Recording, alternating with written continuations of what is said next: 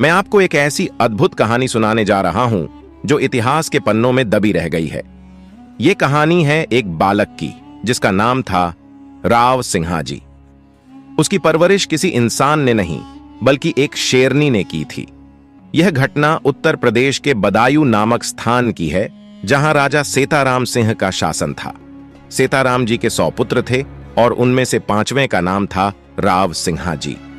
जब राव सिंहाजी का जन्म हुआ, राजा ने दासी को समय चिन्हित करने को कहा ताकि ज्योतिष से भविष्यवाणी करवाई जा सके। लेकिन दासी को समय याद न रहा और डर के मारे उसने गलत समय राजा को बताया। जब ज्योतिष ने बालक का भविष्य बताया तो उसने कहा कि इस बालक का चेहरा देखते ही राजा की मृत्यु हो जाएगी। इस भविष्यवाणी से राजा का दिल कांप उठा। उन्होंने तुरंत झल्लाद को बुलाया और उसे आदेश दिया कि वह इस नवजात को जंगल में मार डाले।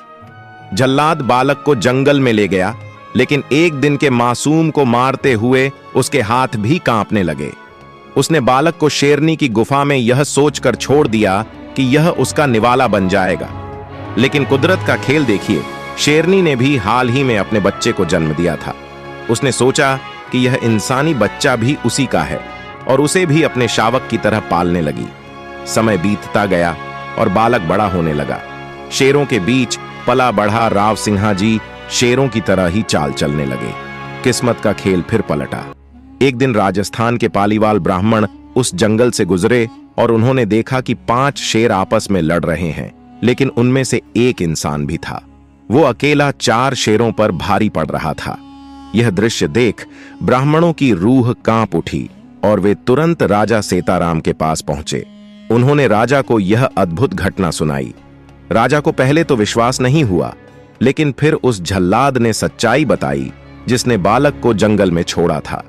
राजा को अब अपने किए पर पछतावा हुआ और उन्होंने तुरंत अपनी सेना भेजकर राव सिंहाजी को वापस लाने का आदेश दिया।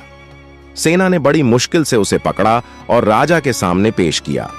राजा ने उसे समझाया कि वह इंसान है, शेर नहीं। धीरे धीरे उसे इंसानी तौर तरीके सिखा